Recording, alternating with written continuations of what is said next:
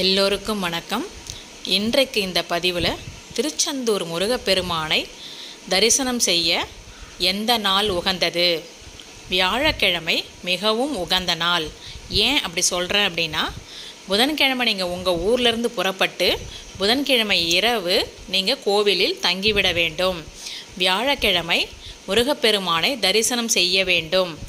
ஏன்னா வியாழக்கிழமை தான் குரு பகவானுக்கு மிகவும் உகந்த நாள்.